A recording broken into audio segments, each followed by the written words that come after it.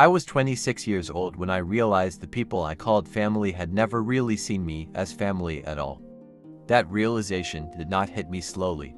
It crashed into me all at once, like a truck moving full speed through a red light. One minute I was sitting at the dinner table trying to survive another awkward Sunday meal, and the next I was standing there staring at my stepfather while years of anger burned through my chest. The worst part was not even what he said. It was the fact that deep down, I had spent my entire life hoping one day he would finally treat me like a son. That night, I finally understood he never planned to. My name is Mason Carter, and if you looked at my life from the outside growing up, you probably would have thought I had a normal middle-class family. Nice suburban house, two parents, older stepbrother, decent schools. The kind of setup people assume automatically means stability. But inside that house, everything felt uneven from the moment my mother remarried. My biological father disappeared when I was little. I barely remember him beyond a few faded memories and an old baseball glove he left behind. When my mom married Richard, I was 10 years old and desperate to believe things were finally going to get better. But nothing I did ever counted. I thought maybe Caleb this brought was my home second average chance grades at having and a real Richard father. bragged about Instead, how naturally smart I became he the was. outsider in I got my own straight home. A's and Richard warned came me not into to our become lives arrogant. carrying this constant Caleb quit irritation the in football his team face, halfway like through he the was season, already and disappointed Richard before called him anyone independent. even spoke. I missed one soccer He game brought his because son I had the Caleb flu, with and him too. Richard accused me Caleb of was lacking 2 years commitment. older than me. Those Loud, moments sound small cocky, individually, and immediately but when treated you like live through royalty. thousands of them over The years, favoritism started start almost shaping the way instantly. you see yourself. Caleb could leave dirty Every dishes unfair all over the comparison kitchen felt for like days, another and brick Richard dropped would onto laugh my it chest, off. saying The worst boys were part messy. was my mother But letting if I it forgot to happen. mow the lawn one She never weekend fully because I joined had in, homework, but she rarely suddenly I defended got a me 40-minute speech She about always looked responsibility trapped, and respect. like keeping At peace first, with Richard I mattered tried more to than earn their standing up for approval. her own son. That is the Sometimes part I that would hurts catch the her most watching when me I look after one back of on it Richard's now. speeches.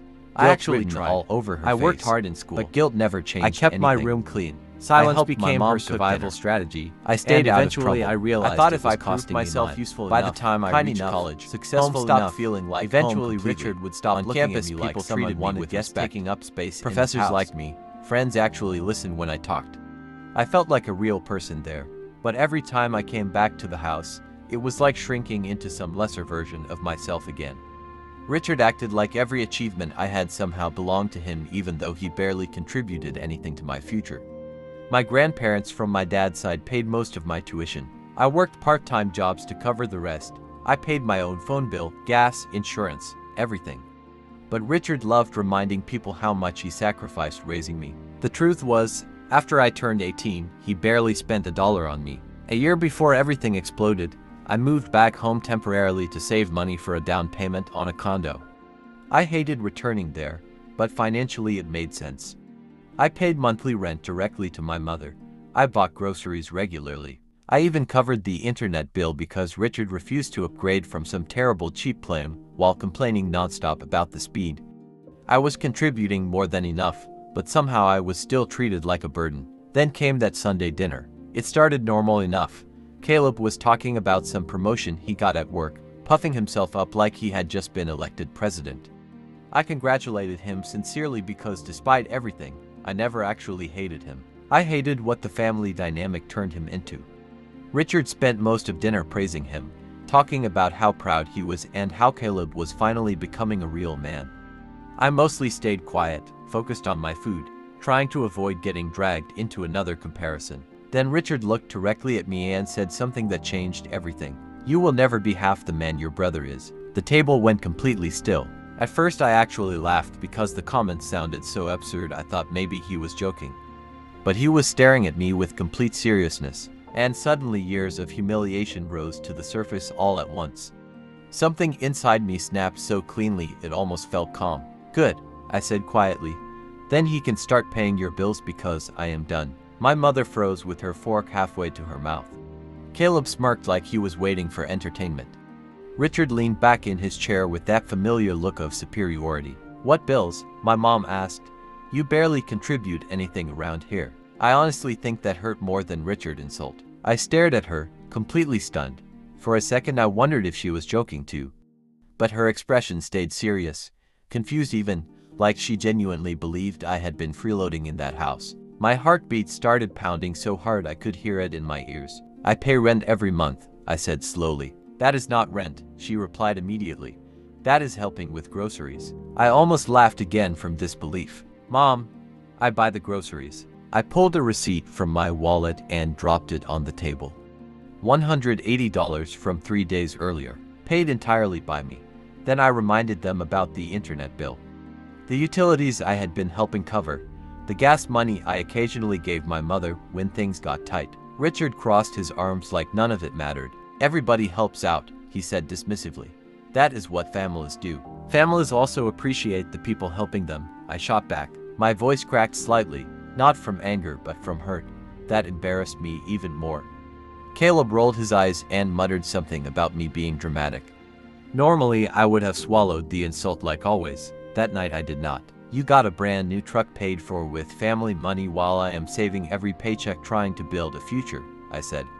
You do not pay a single bill in this house, but somehow I am the problem. Caleb shrugged smugly. I earned that truck. No, your father handed it to you. Richard stood up then, trying to regain control. Watch your tone.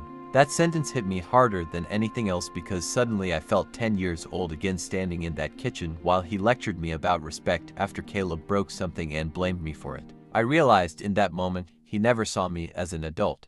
He saw me as someone he could control. No, I said quietly. I have spent my whole life watching my tone in this house. I am done doing that. My mother jumped in immediately, accusing me of being ungrateful. She started listing all the things Richard supposedly did for me over the years. That was when I asked the question none of them expected. What exactly has he done for me? Silence. I started listing everything I paid for myself. Tuition, insurance, gas, phone, food, internet, clothes, savings. Every word felt like ripping open years of buried resentment. My mother opened her mouth twice trying to answer before finally giving up. Richard looked furious. You are crossing a line, son. I looked him dead in the eye. I am not your son. The silence after that felt enormous. That night, I barely slept. Instead, I sat in my room scrolling through bank statements and receipts. I needed proof because suddenly I realized something terrifying. They genuinely believed their own version of reality. They had convinced themselves I contributed nothing because admitting otherwise would mean acknowledging how unfairly they treated me. The next morning, I printed everything: grocery receipts, internet payments, money transfers to my mother, utility contributions. I spread them across the kitchen table before leaving for work. When I came home later, the papers were gone. In their place was a note from my mom asking me to sit down for dinner. That conversation went exactly how I expected. My mother admitted they had underestimated how much I contributed financially, but somehow the focus immediately shifted back onto my attitude. Richard accused me of throwing my help in their faces. I remember laughing bitterly because the entire situation felt insane. For years I quietly supported that household without complaint, but the second I defended myself, suddenly I was disrespectful. Then Richard finally said the words he had clearly wanted to say for years. If you do not like living here, leave. My mother did not stop him. That told me everything, so I started quietly pulling away. I canceled the internet account under my name. I stopped buying groceries. I transferred utility responsibilities back to them. I did not announce any of it dramatically. I simply stopped carrying the household on my back. Within days, the house started falling apart. The refrigerator emptied fast. Bills piled up. Caleb complained constantly about the internet being disconnected because he needed it for work. Richard stomped around furious, but I stayed calm. Every time he tried confronting me, I reminded him he wanted me gone. Then things got worse. One Saturday morning, I woke up and immediately knew something was wrong. My bedroom door stood open. Drawers had been pulled out. My desk had been searched. Panic shot through me when I realized the envelope holding my savings was missing. $3,000 gone. I ran downstairs demanding answers. My mother looked nervous immediately. Richard walked in from the garage carrying tools like nothing happened. Did you go through my room? I asked. Yes, he answered casually. I could barely process the response. What did you do with my money? He smirked. Consider it rent. For a second, I honestly thought I might black out from rage. My mother tried calling it borrowing. Then she admitted the money had gone toward Caleb's truck payment because they had fallen behind on bills. Hearing that almost made me sick. They had stolen my savings to protect the golden child from consequences. Caleb actually laughed about it later that evening loud enough for me to hear upstairs. Guess my truck is safe now. Thanks, little brother. That was the moment something inside me changed permanently. The anger stopped feeling emotional and started feeling cold. I packed a bag that night and left the next morning without telling them. My friend Nolan let me stay at his apartment across town. When I told him everything, he looked horrified. But he also gave me advice I never forgot. Do not lose control, he said. People like that survive by making you look emotional. Stay calm and beat them with facts. So I did. I opened new bank accounts, changed passwords, redirected direct deposits. I started rebuilding quietly. Then one evening I returned to the house to grab more belongings and overheard something that made my blood run cold. Richard had called my boss pretending to be concerned about my mental state. He told them I was unstable and unreliable. By the time I heard the conversation, I had already missed shifts because of everything happening. My manager apparently decided I was too much trouble and let me go. Richard sabotaged my job deliberately. I walked into the living room and confronted him directly. He did not even deny it. He claimed I needed humility. Claimed he was teaching me responsibility. That was the exact moment I stopped viewing them as family entirely. The next morning before sunrise, I packed the rest of my belongings and left for good. Living with Nolan felt strange at first. I kept waiting for someone to criticize me or lecture me, but Nolan treated me like an equal. Some nights we would sit on his balcony eating cheap takeout while I slowly unpacked years of resentment. He listened without judgment. Meanwhile, my family spiraled. The messages from Caleb started smug and sarcastic, but eventually they became angry. Apparently bills were stacking up faster than expected. The internet situation caused problems for everyone.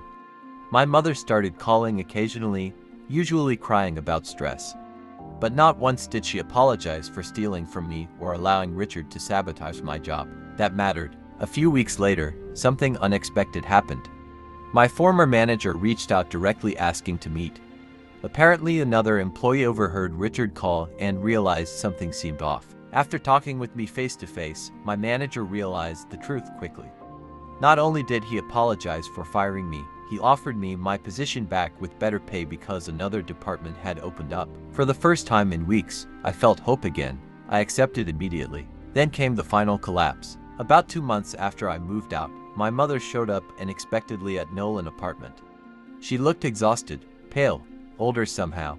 I almost did not recognize her. Richard had lost his temper after bills piled up. Caleb could not keep up with truck payments even after draining my savings. Debt collectors were calling constantly. The house was in danger of foreclosure because they had been living way beyond their means for years while quietly depending on my contributions to stay afloat. That realization hit me hard. All those years Richard mocked me for not being man enough while secretly relying on my money to keep the household functioning. My mother finally admitted everything. She said she knew for years that Richard treated me unfairly. She admitted she stayed quiet because confrontation scared her. She cried while apologizing for letting me become the scapegoat of the family. I listened quietly. Then she asked if I would come home. That word almost made me laugh. Home. I looked at her for a long moment before answering honestly. I do not think that place was ever home for me. She cried harder after that. Part of me wanted to comfort her because despite everything, she was still my mother. But another part remembered being 10 years old sitting silently at dinner while Richard praised Caleb for accomplishments I achieved first. I remembered every unfair lecture, every insult. Every moment, she looked away instead of defending me. Some damage runs too deep for quick forgiveness. I helped her financially later, but only her, never Richard, never Caleb. And every dollar came with boundaries so strict they could not manipulate me again. As for Richard, the last conversation we ever had happened months later over the phone. He tried acting proud at first, pretending he did not care that I left. But underneath his voice I heard panic. He wanted control back. He wanted the version of me that stayed quiet while carrying everyone else's problems. That version no longer existed. You spent years trying to make me feel weak, I told him calmly. But all you really did was teach me exactly who I never want to become. Then I hung up. I bought my condo the following year. Small place, nothing flashy. But every inch of it felt peaceful in a way that house never did. Sometimes I still think about the kid I used to be, desperately trying to earn love from people who already decided he did not deserve it. I wish I could tell him something important. You cannot force people to value you, no matter how hard you work, no matter how loyal you are. Some people only appreciate what you provide, not who you are. And the moment you stop carrying them, They reveal exactly how they truly saw you all along. Losing that family nearly destroyed me. Walking away saved me.